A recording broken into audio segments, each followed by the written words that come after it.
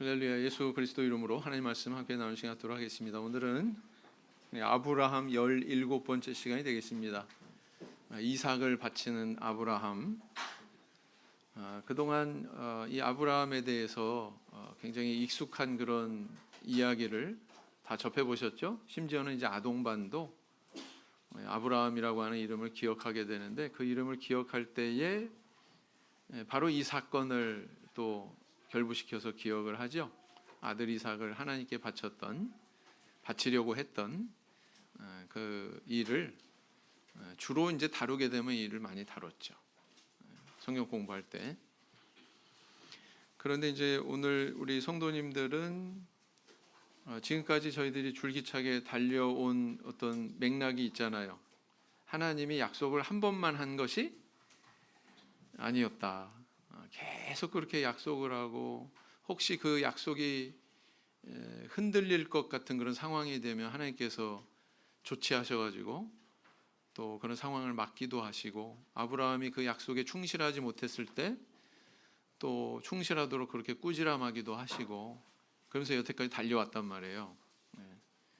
자, 그랬던 하나님께서 이제 아브라함에게 아주 그 상반되는, 지금까지 행보하는 상반되는 그런 명령을 내리신 거죠. 과연 여기에는 어떤 의미가 있나? 맥락에서, 흐름 속에서 이 말씀을 좀 이해하는 그런 시간이 됐으면 좋겠습니다. 자, 본문 말씀을 먼저 읽어보실까요? 1절부터 19절 말씀인데 한 절씩 교독하겠습니다. 먼저 제가 읽겠습니다. 그 일 후에 하나님이 아브라함을 시험하시려고 그를 부르시되 아브라함아 하시니, 그가 가로되 내가 여기 있나이다.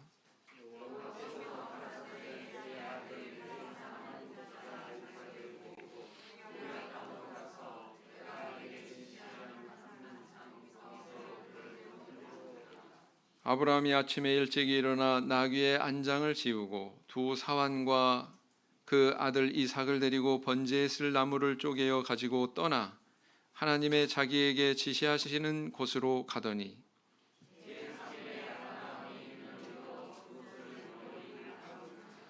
이에 아브라함이 사환에게 이르되 너희는 나귀와 함께 여기서 기다리라. 내가 아이와 함께 저기 가서 경배하고 너희에게로 돌아오리라 하고,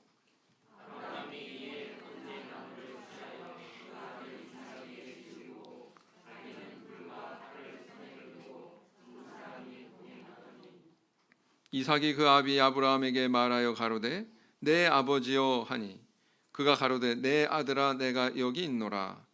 이삭이 가로되 불과 나무는 있거니와 번제할 어린 양은 어디 있나이까?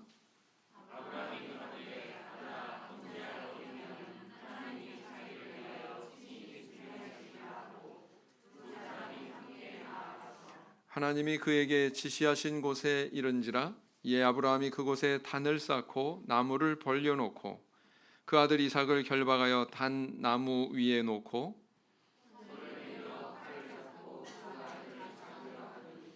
여호와의 사자가 하늘에서부터 그를 불러 가라사대 아브라함아 아브라함아 하시는지라. 아브라함이 가로되 내가 여기 있나이다 하매,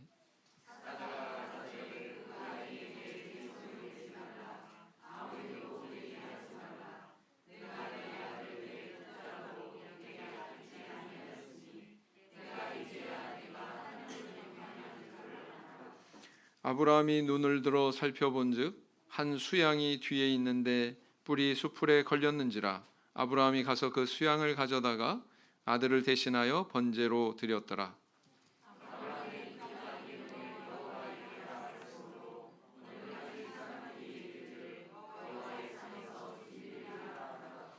여호와의 사자가 하늘에서부터 두 번째 아브라함을 불러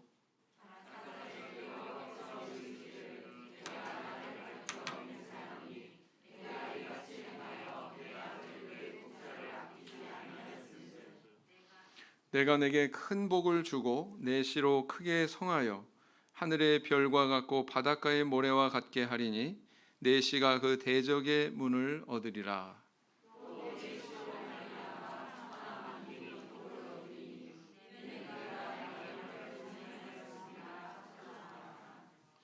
다 같이 읽겠습니다.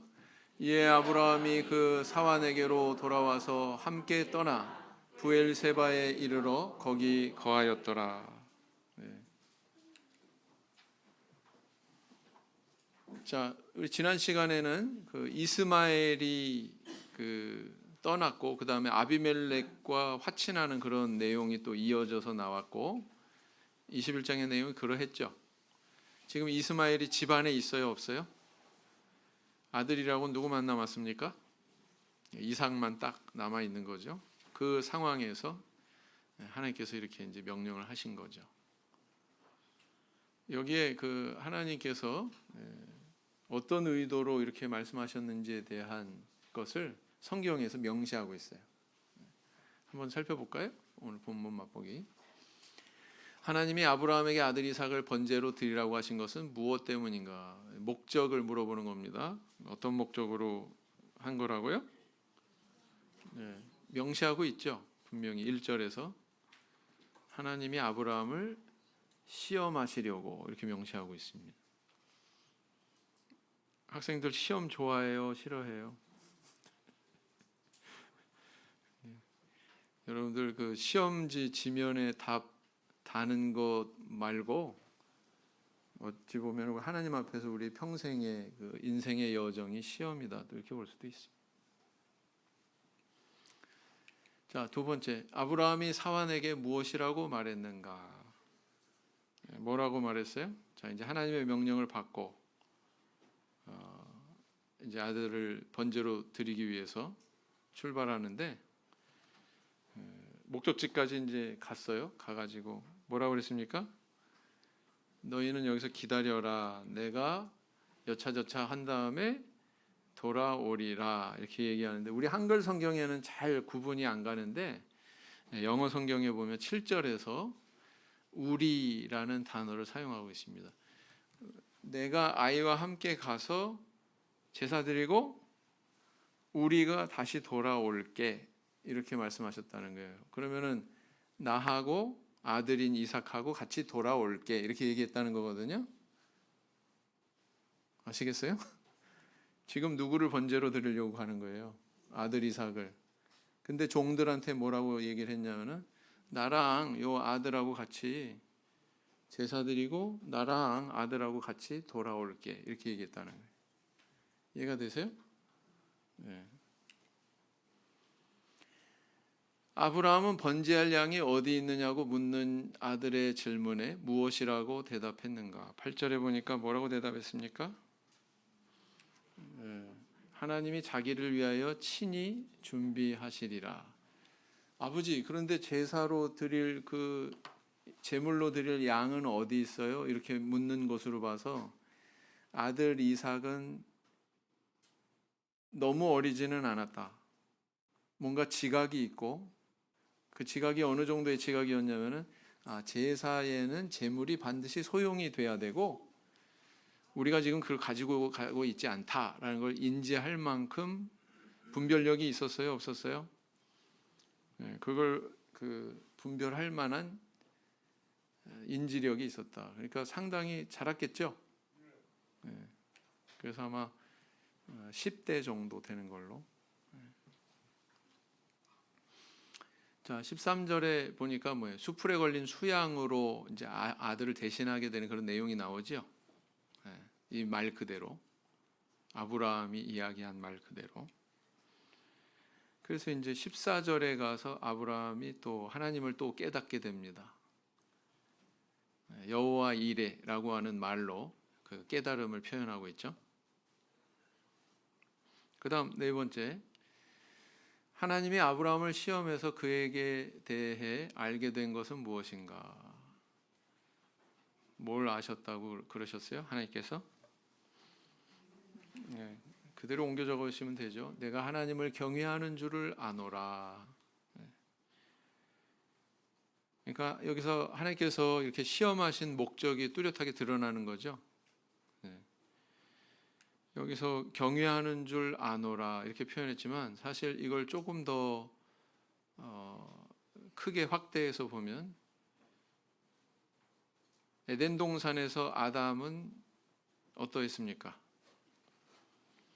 에덴 동산의 환경이 보통 환경이 아니었어요. 지금 우리 성도님들이 사는 환경보다 훨씬 좋은 환경이었죠. 왜? 땅이 저주받기 전이니까. 오로지 하나만 금하셨어요. 동산 중앙에 있는 실과만 따먹지 말아라. 그런데 그 아담이 그걸 따먹었어요. 자, 여기에 어떤 개념으로 이 사건을 바라봐야 되냐면은 언약과 믿음의 관계로. 똑같이 아브라함과 하나님 사이의 관계도 지금 계속 어떤 걸로 끌어가고 있는 거예요, 이야기를. 언약과 믿음의 관계로. 그죠? 하나님은 언약을 주시고 인간은 거기에 대해서 믿음으로 혹은 불신으로 반응하는 그런 관점으로 계속 오는 거죠, 지금까지. 에덴 동산에서 그 믿음이 깨졌어요. 다시 말하면은 하나님에 대한 상호 신뢰가 깨져버렸어요. 인간의 범죄로.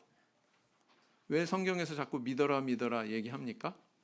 왜 믿음을 중요한 주제로 관통되게 성경 전체에서 다루고 있습니까? 하나님 믿어야 된다.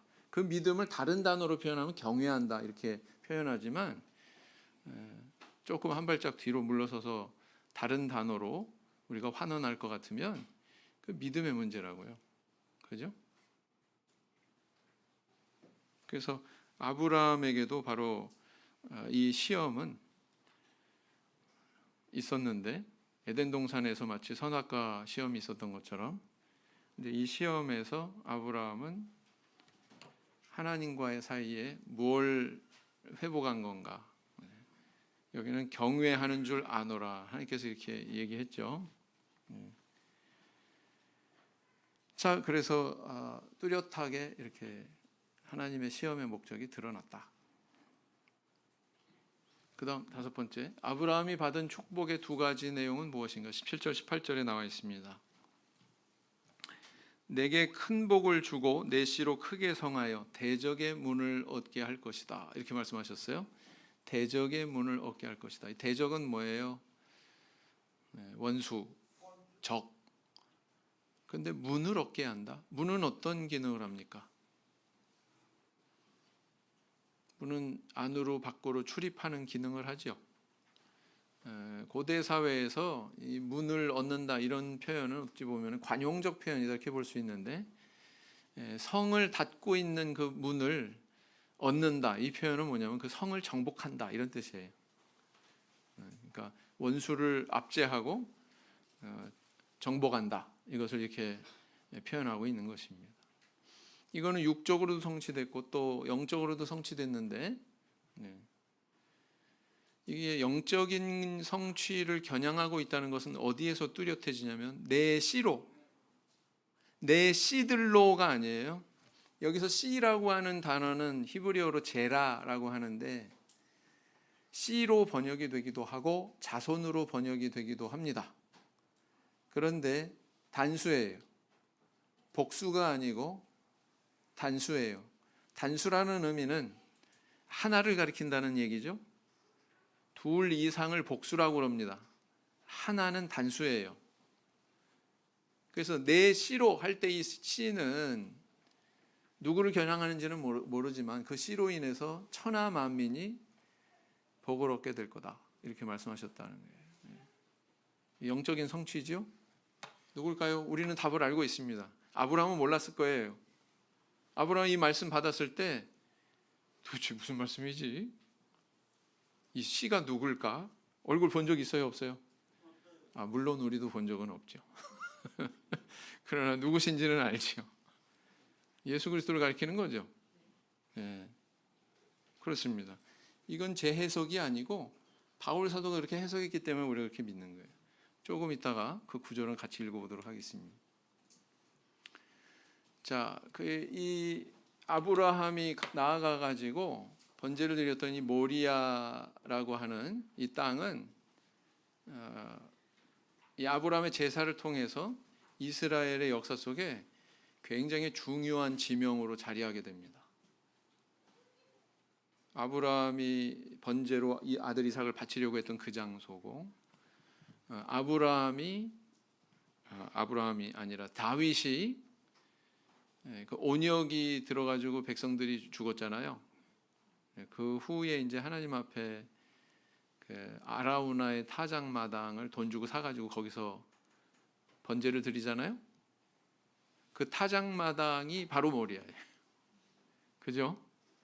그래서 그것을 값으로 주고 사서 거기에다가 세워 올린 성전이 솔로몬 성전이에요. 그것이 무너졌지만 나중에 또 포로 생활을 마치고 돌아온 백성들이 두 번째 성전을 올린 자리도 역시 그것이죠. 모리아. 그래서 이게 계속 이어진다고요. 성경 속에서. 한번 읽어보시겠습니다. 창세기 22장 2절. 형제 반 밑에 자매 반 시작.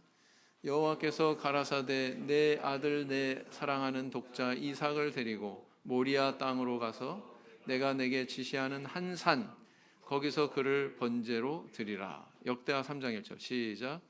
솔로몬이 예루살렘 모리아 산에 여호와의 전 건축하기를 시작하니 그곳은 전에 여호와께서 그 아비 다윗에게 나타나신 곳이요 여부스 사람 오르난의 타작마당에 다윗이 정한 곳이라 그랬어요. 여기 아라우나가 아니라 오르난이네요. 역대기에서는 오르난이라고 표기하고 있고요. 열왕기에서는 아라우나로 표기하고 있습니다. 동일한 인물이죠. 네, 그렇습니다.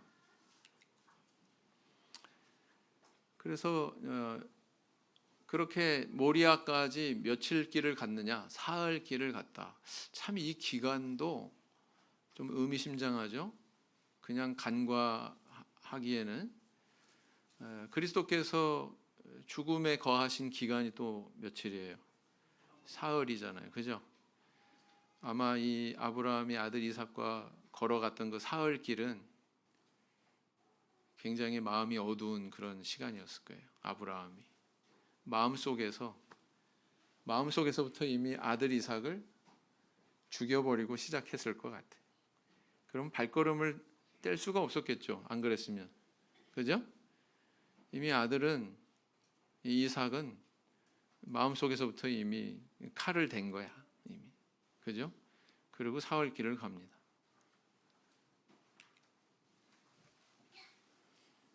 그래서 이 아들 이삭을 이제 살펴볼 때 상당히 이렇게 지각이 있어요. 재물이 있어야 제사가 가능하다는 것을 인식할 만큼의 그 인지력이 있는 성장한 사람인데 그럼에도 불구하고 결박해가지고 제단 위에 이렇게 올려놨을 때 저항했다거나 아버지 왜 이러십니까? 뭐 밧줄을 풀고 도망갔다거나 그런 행동이 있어요, 없어요? 없죠. 그러니까 아브라함의 그 행위와 아들 이삭의 그런 그 행위가 같은 길을 가고 있어요. 맞죠? 그래서 아마 이삭이 그렇게 믿음이 좋았던 것 같아요. 아브라함보다 나아요. 아버지보다 나아요. 청출어람이라고 아버지보다 나은 믿음을 나타내지 않습니까? 나중에 어떤 면에서 나은 믿음을 나타냈는지는 나중에 이제 살펴보겠죠. 아브라함 끝나면은 누구 이야기가 나올까요? 이삭, 야곱 이렇게 교재 한 권으로 묶어가지고 그걸 이제 또 다룰 거거든요. 그때 이제 살펴볼 것입니다. 아무튼 이삭은 아버지와 이렇게 동행하는 그런 신앙으로 인해서 이미 상당히 높은 경제 그런 신앙의 수준에서 인생을 살았던 인물이다 이렇게 볼 수가 있습니다. 그래서 제일 오래 살았는데 오래 산 것에 비해서 인생에 별 굴곡이 있어요, 없어요? 이삭은 별 굴곡이 없어요. 네. 굴곡이 많은 게 좋은 인생 아니죠. 평안한 게 좋은 인생이죠. 저는 이삭같이 살고 싶어요. 성도님들은 어떻게 살고 싶으세요? 아브라함처럼 이렇게 점점점 성장하는, 조금 실수도 하고 그러지만 실수 안 하는 게 좋잖아요. 아니면 야곱처럼 좌충우돌? 이 사람은 어디로 튈지 몰라. 일만 생기면 36개 주랭랑치고. 네. 그렇게 살고 싶진 않다.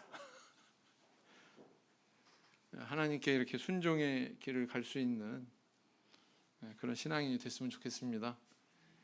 네. 자, 그래서 그 칼을 확 치켜들고 이제 아들 이삭을 이제 칼을 대려고 하는 그 순간에 하나님께서 굉장히 급하셨던 것 같아요. 그 증거가 뭐냐면 아브라함아 한 번만 부른 게 아니야. 몇 번 부르셨어요? 아브라함아 아브라함아 2번 부르셨어요. 맞죠? 네. 그런 걸로 봐서 굉장히 급박했다 상황이. 그리고 그게 아브라함의 진심이었다라는 걸 알 수가 있죠. 그래서 이제 그 하나님께서 이렇게 만류하셔가지고 수풀에 걸린 양을 대신 취해서 제사를 드리게 됩니다. 지형도를 가지고 한번 보면은 이렇습니다. 모리아 산에 바로 대해서 여기가 바로 예루살렘이에요. 예루살렘. 다윗이 정복했던 예루살렘. 바로 여부스 족속으로부터 빼앗는 이야기가 나오죠. 사무엘하 5장에. 그리고 다윗의 뒤를 이어서 솔로몬이 성전을 지은 곳이 어디인가? 바로 여기죠. 여기 위에 여기 요 지역. 그리고 밑에는 뭔가 다윗의 그 도시, 다윗성이라고 하죠. 다윗의 도시, 다윗성이고요. 여기가 바로 성전이 예루살렘 있던 성전산, 그리고 아브라함이 이삭을 바치려고 했던 모리아산이 되겠습니다. 모리아산. 그리고 이쪽이 이제 동쪽이죠. 이쪽이 북쪽이고, 자, 이쪽이 서쪽, 이쪽이 남쪽. 이 동쪽에는 이 산이 뭔가? 감람산 또는 올리브산이라고 하죠. 감람산입니다. 감람산. 그리고 이 감람산 밑에 여기 쫙 골짜기가 있죠. 남북으로 있는 이 골짜기를 뭐라고 하는가? 기드론 골짜기라고 하죠. 기드론 골짜기. 그리고 남쪽과 서쪽으로 해서 있는 이 골짜기를 뭐라고 하는가? 흰놈의 골짜기라고 합니다. 흰놈의 골짜기. 여기는 기드론 골짜기. 여기는 흰놈의 골짜기. 또 가운데도 골짜기가 있네요. 가운데 여기는 이제 중앙 골짜기라고 합니다. 중앙 골짜기. 네.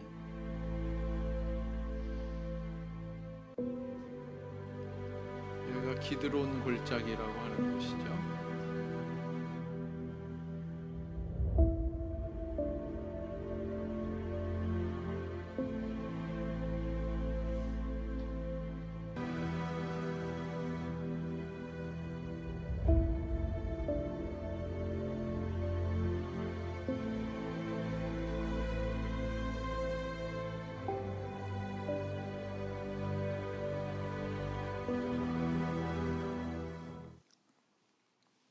자, 여기까지 봤습니다.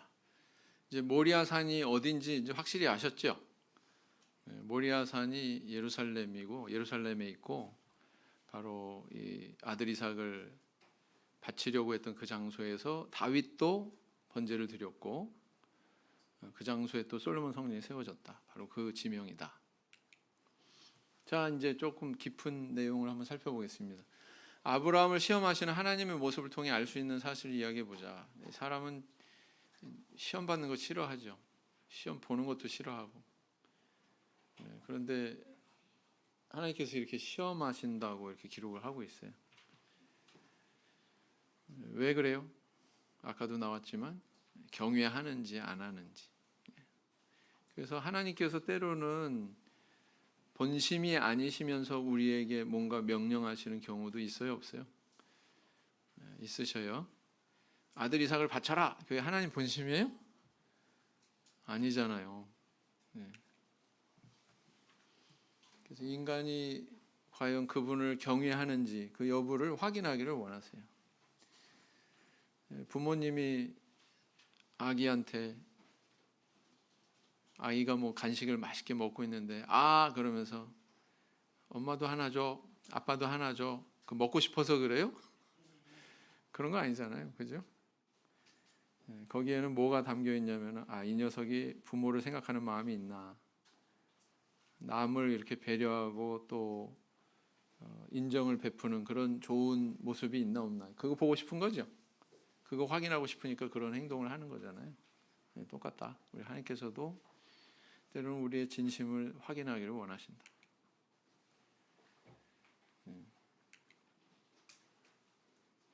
그리고 이것은 우리를 뭐 벌하거나 뭐 책망하거나 하기 위한 목적으로 시험하시는 것이 아니고 궁극적으로는 우리에게 복을 주시기 위해서 시험하시는 거다라는 것입니다. 그런 의도가 어디에서 잘 나타나고 있습니까? 또 광야에서. 어느 시대나 시험은 있죠. 에덴 동산에서 아담에게도 선악과 시험이 있었고, 그죠?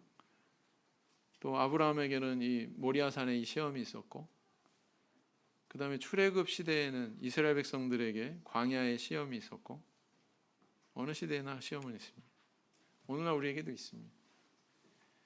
그런데 신명기를 보면 신명기는 뭐라 그랬어요? 재방송이다 그랬어요. 기억나십니까? 신명기는 이스라엘 백성들한테 하나님께서 말씀하시고자 하셨던, 모세를 통해서 말씀하시고자 하셨던 내용을 모압 평지에서 이제 출애굽 2세대를 겨냥해서 재방송하는 내용이다 이렇게 말씀드렸었습니다. 그런데 그때 어떤 것들이 드러나냐면은 이 광야를 거치는 동안에 일어났던 사건들의 의미가 뭐였는지, 그런 사건이 있었던 것을 통해서 하나님께서 의도하신 바가 뭔지, 이런 것들을 또 밝히고 있거든요. 신명기에는. 읽어보겠습니다. 다 같이 시작. 내 하나님 여호와께서 이 40년 동안에 너로 광야의 길을 걷게 하신 것을 기억하라. 이는 너를 낮추시며 너를 시험하사 내 마음이 어떠한지 그 명령을 지키는지 아니 지키는지 알려 하심이라. 목적이 뚜렷하게 드러나죠. 또 다른 구절 13장 3절에 시작. 너는 그 선지자나 꿈꾸는 자의 말을 청종하지 말라. 이는 너희 하나님 여호와께서 너희가 마음을 다하고 성품을 다하여 너희 하나님 여호와를 사랑하는 여부를 알려하사 너희를 시험하심이니라. 거짓 선지자, 꿈꾸는 자, 이런 사람들 보내는 것도 다 의미가 있다. 하나님의 섭리가 있다 이거예요. 가나안 7족속의 일부를 그 땅에 남겨두는 거 다 의미가 있다. 하나님의 섭리가 있다라는 거죠. 그렇습니다. 그 목적은 뭐냐? 이거다. 시작. 내 열조도 알지 못하던 만나를 광야에서 내게 먹이셨나니 이는 다 너를 낮추시며 너를 시험하사 마침내 내게 복을 주려 하심이었느니라. 그렇습니다. 그러니까 이 시험에 대해서 기분 나쁘게 생각하거나 불손하게 생각하거나 그럴 이유가 없다. 자, 두 번째, 하나님이 아브라함에게 주신 명령의 불합리성에 대해서 이야기해 보자. 사실은 이게 굉장히 중요한 포인트예요. 야, 너 아들 이삭을 내가 내게 지시할 땅으로 가서 번제로 바쳐. 하나님께서 이렇게 명령하셨을 때 한번 상상을 해보세요. 아브라함 입장에서. 아브라함은 그동안 믿음의 길을 걸어오면서 산전수전 다 겪었습니다. 애굽에 내려가는 실수도 했고요. 근데 하나님께서 막 나타나셔가지고 사라를 구해주셨잖아요.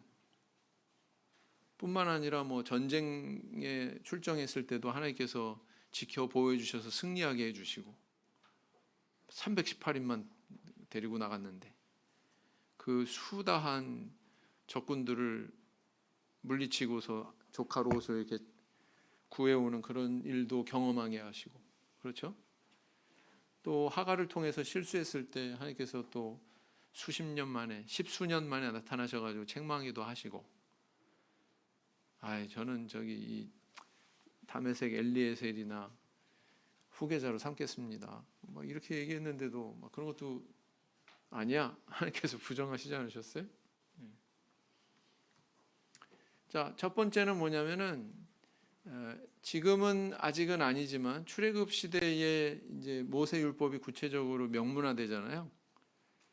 명문화되지는 않지만 아직 이때는 명문화된 것은 아니지만 하나님의 법에 위배되는 명령이죠. 인신제사. 사람의 몸을 제물로 드려라. 이거는 이교도들의 우상숭배 문화에나 있지 하나님이 이런 명령을 하신다. 이건 하나님의 성품에 위배되는 거죠. 그죠? 네. 그런 차원에서 이제 볼 수 있고, 그다음 방금 말씀드린 대로 애굽에서 사라를 구해 주셨어요. 또 20장에 보면은 유사한 사건이 또 그랄 땅에서 일어났다고 그랬잖아요. 그때도 하나님께서 구해 주셨어요. 왜? 사라가 없으면 이삭이 태어나요, 안 태어나요?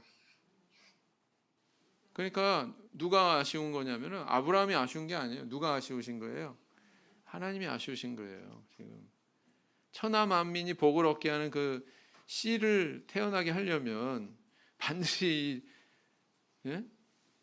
첫 물꼬를 터야 되는데 아들 이삭을 태어나게 해야 되는데 그게 계속 이렇게 방해받는 거잖아요, 사실은.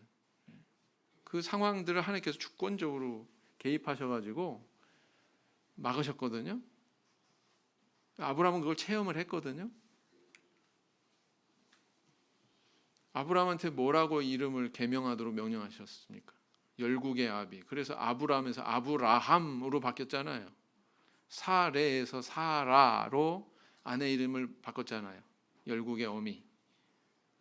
자, 그렇게 계명시키면서까지 미래에 대해서 약속을 주셨던 그 하나님이 이제 그 가까스로 그 약속대로 아들이 성취가 됐는데 이제 그 아들을 번제로 바쳐라?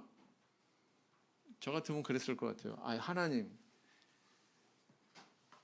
과거에 이러 하셔가지고 사실은 나는 원하지도 않는데 이렇게 주셨잖아요. 근데 이제 와서 뭐 또 번제로 바치라고요? 이렇게 따졌을 것 같아요. 저 같으면 따지기 좋아해가지고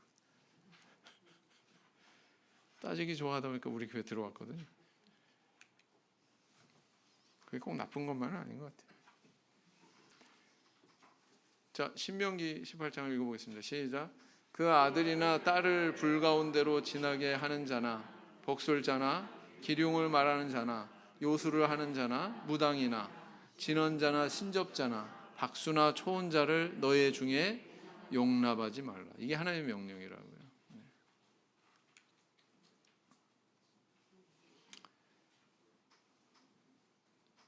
자, 15장 4절 형제반 읽어보겠습니다. 시작. 여호와의 말씀이 그에게 임하여 가라사대 그 사람은 너의 후사가 아니라 내 몸에서 날짜가 내 후사가 되리라 하시고. 그 사람은 누구예요? 창세기 15장에 아니에요. 찾아보고 말씀하세요. 종 이름이 뭐였어요? 에벤에셀이 아니라 엘리에셀. 에벤에셀은 저기 사무엘에 나옵니다. 그죠? 엘리에셀, 아브라함의 종, 충성된 종.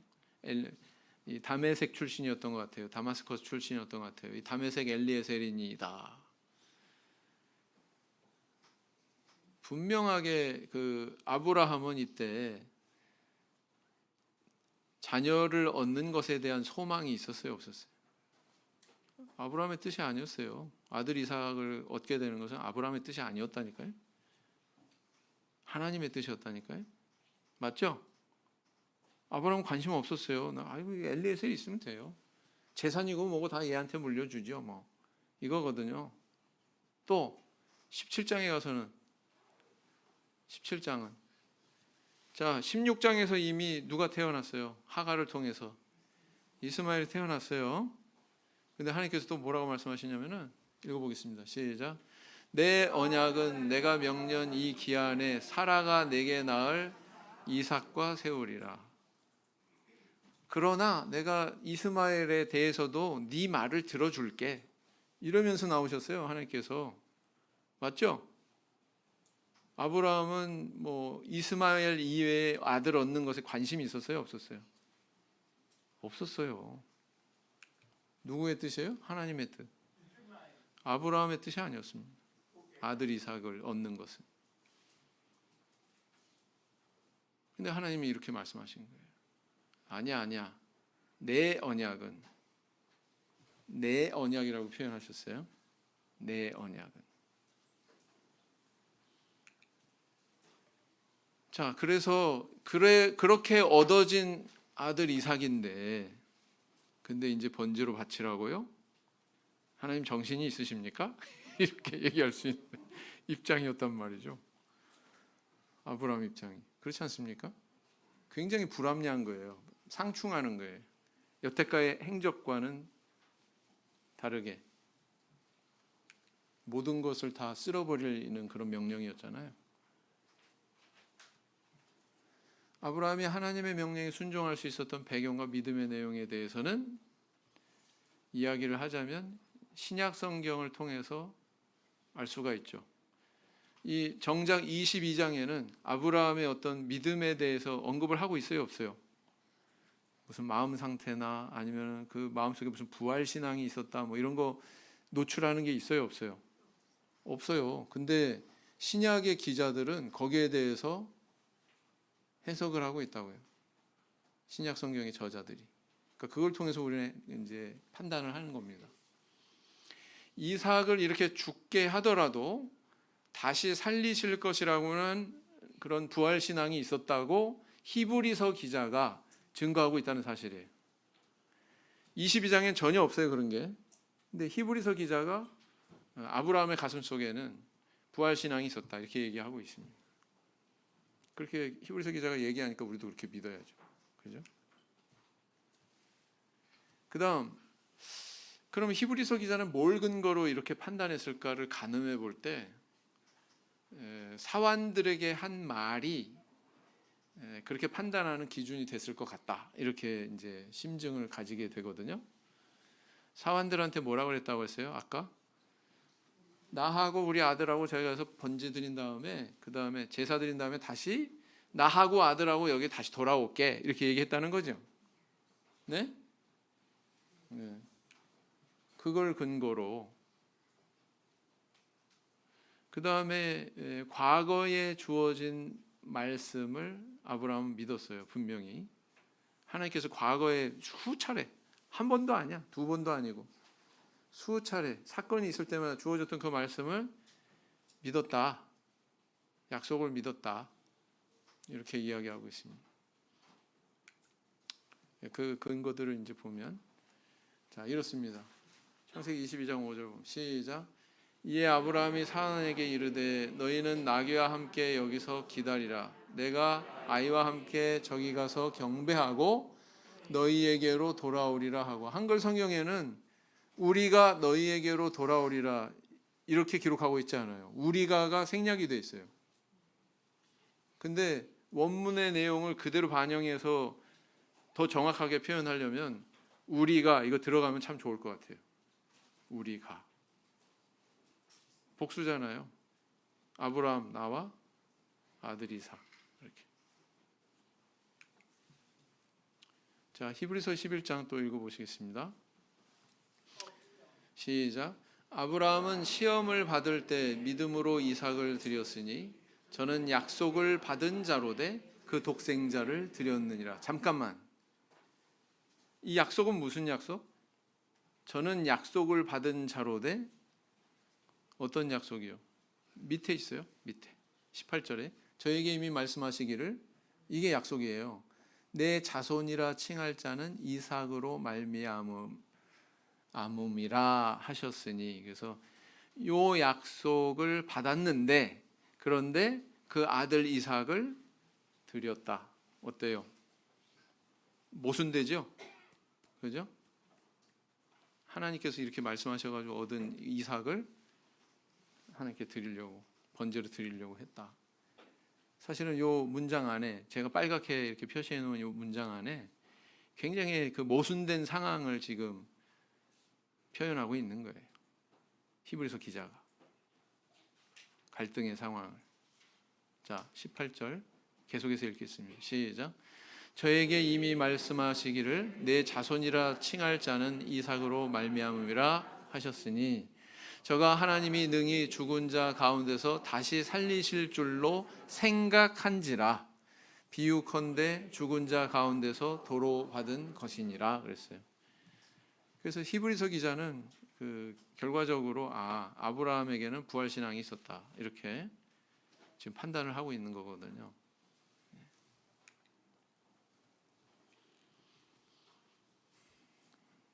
네 번째, 아브라함의 순종과 예수님의 십자가 사건 사이 구속사적인 연관성에 대해서 이야기해보자. 이게 굉장히 어렵죠. 표현도 어렵고 구속사라고 하는 표현도 어렵고 연관성 무슨 얘기냐? 너무 어렵게 생각하지 마시고 조금 보시면 이제 알아요. 자, 이삭이 이렇게 그 아버지에게 순종했잖아요. 그죠? 결박되어져 가지고 제물로 단 위에 올라가지 않았습니까? 그리스도도 그런 길을 가셨다. 이게 딱 대비가 되죠. 딱 떠오르지 않습니까? 오버랩 되지 않습니까? 아브라함 입장에서 보면 독자를 제물로 드리는 그 아브라함의 모습은 독자를 제물로 삼으신 하나님의 모습과 대비되고 있다. 또 이렇게 발견할 수가 있습니다. 그 다음 그 행위가 어디에서 이루어졌어요? 모리아산. 그게 바로 어디라고 그랬어요? 예루살렘 성전터. 일치하죠. 그 다음 사흘길 보행했다고 그랬고 죽음에 거한 기간이 또한 사흘이었다. 일치하고 있다. 예수 그리스도께서 죽음에 거한 기간이 바로 일치하고 있다. 그래서 도표로 이렇게 비교를 해보자면 이렇게 표현할 수 있을 것 같습니다. 이삭의 순종이 있었고, 정리하는 거예요. 그리스도의 순종이 있었다. 신약 시대 와서 이삭을 제물로 삼았고 아브라함이 하나님께서 예수를 제물로 삼으셨다.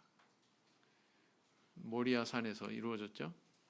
예루살렘 성전터에서 이루어졌다. 사흘 길을 보행했고 사흘 죽음에 거하셨다. 그렇지만 이삭이 회생했고 그리스도께서 또한 부활했다. 뭐 이런 것들을 대비해 가지고 이렇게 견주어 볼 수가 있죠. 그래서 이삭은 예수 그리스도의 예표적인 인물이다. 또 이렇게 볼 수가 있습니다. 구약에는 엄청나게 많은 예수님의 예표되는 사건이 있고 인물이 있죠. 모세도 예수님의 예표가 되는 인물, 요셉도 예수님의 예표가 되는 인물, 엘리야 선지자도 마찬가지고 엄청나게 많죠. 그다음 아브라함이 받은 축복의 구체적인 성취에 대해서 이야기해 보자. 두 번째 천사의 음성이 임해가지고 또 약속을 또 줍니다. 그렇죠? 굉장히 구체적인 약속을 또 주죠. 대적의 문을 얻을 것이다. 그런 약속. 또 내 씨로 인해서 천하 만민이 복을 얻을 것이다. 이 약속. 이것을 누가 인용하느냐? 갈라디아서에서 바울 사도가 인용을 하죠. 네. 그래서 이 하나님의 약속대로 하늘의 별과 같은 많은 자손이 나중에 태어나게 되고요. 육적으로도 성취가 됩니다. 이스라엘 백성들이 이렇게 많아져요. 나중에 성경은 그걸 명확하게 표시하고 있습니다. 기록을 하고 있습니다. 그리고 또 이삭으로 인해서 형성된 이 민족 가운데에서 그리스도께서 육신으로 오시죠. 예. 바로 그 그리스도를 통해서 또 천하 만민이 인류가 구원을 얻는 그런 길을 하나님께서 열어주셨다라는 것입니다. 읽어보겠습니다. 출애굽기 1장 7절을 보면 읽어보겠습니다. 시작. 이스라엘 자손은 생육이 중다하고 번식하고 창성하고 심히 강대하여 온 땅에 가득하게 되었더라. 신기하죠. 애굽에서 그렇게 학대받고 막 중노동을 하면서 그렇게 생활했는데 이스라엘 백성들은 이렇게 번성했다는 거예요. 이거는 뭐 이스라엘 자손들이 인삼으로 깍두기 해 먹었다 뭐 이런 이유가 아니고 하나님이 약속하신 대로 성취가 된 거예요. 맞죠? 내 자손을 번성케 해줄 거야 했던 그 약속이 성취되고 있는 과정이죠. 열왕기상에는 또 어떻게 기록하고 있습니까? 이게 솔로몬 왕 시대에 와서 가장 번성합니다. 가장 번성을 해요. 근데 그 표현을 이렇게 기록하고 있어요. 시작. 유다와 이스라엘의 인구가 바닷가의 모래같이 많게 되매 먹고 마시며 즐거워하였으며. 뭘로 비유하고 있어요? 인구를 바닷가의 모래에 비유하고 있어요. 많아졌어요? 안 많아졌어요? 많아졌어요. 이거는 뭐 이스라엘 백성들이 맨날 잠자기 전에 홍삼 먹고 자서 이렇게 된 게 아니고 뭐예요? 하나님 약속이 성취된 거예요.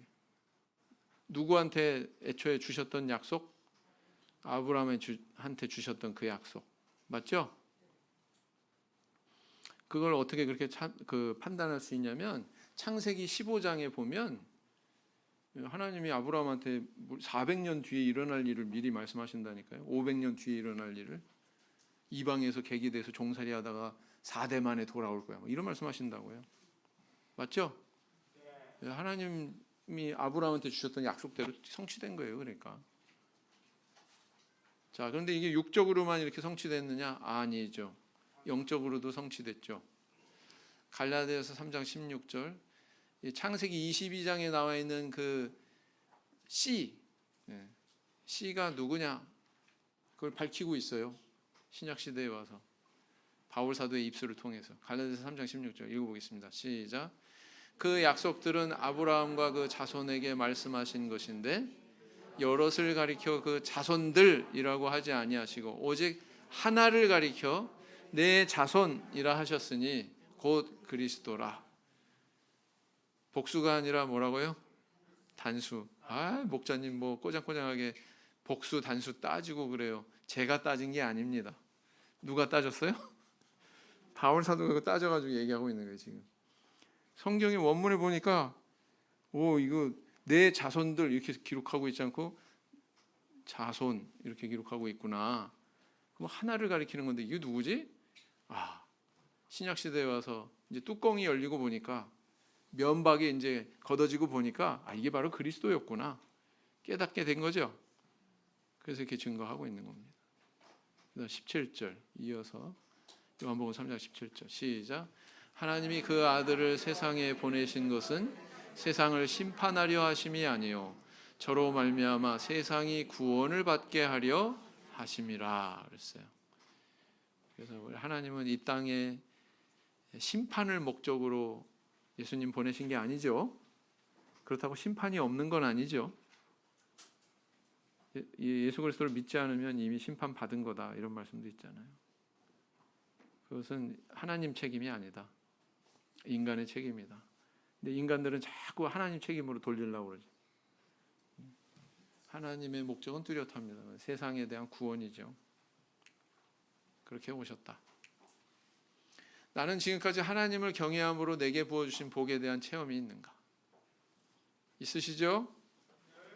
받은 복을 세어보세요. 그럼 아마 눈물 흘리는 게 죄송스러울 거예요. 그 복에 대한 체험으로 나는 하나님에 대해서 내가 믿는 하나님이 이런 분이야 깨달은 게 있어야 돼요. 그죠? 아브라함처럼 영존하시는 하나님이야. 에셀트리의 하나님이.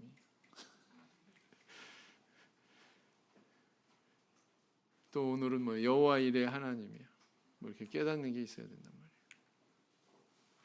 나는 하나님이 주신 부활의 약속을 깊이 신뢰하고 있는가? 신뢰하고 계시죠? 오늘에서야 알 수 있는 건 뭐냐? 아브라함하고 나는 같은 길을 가고 있는 거구나. 아브라함은 나와는 동떨어진 아주 고고한 높은 위치에 있는 신앙인이 아니고 나도 그분하고 똑같은 길을 걷고 있는 거구나. 여기까지 우리가 이해가 도달해야 된다고 봐요. 그도 부활신앙을 가졌고 나도 부활신앙으로 지금 이 길을 가고 있는 거죠. 그렇습니다. 오늘은 여기까지 살펴봤습니다. 묵상기도 하시겠습니다.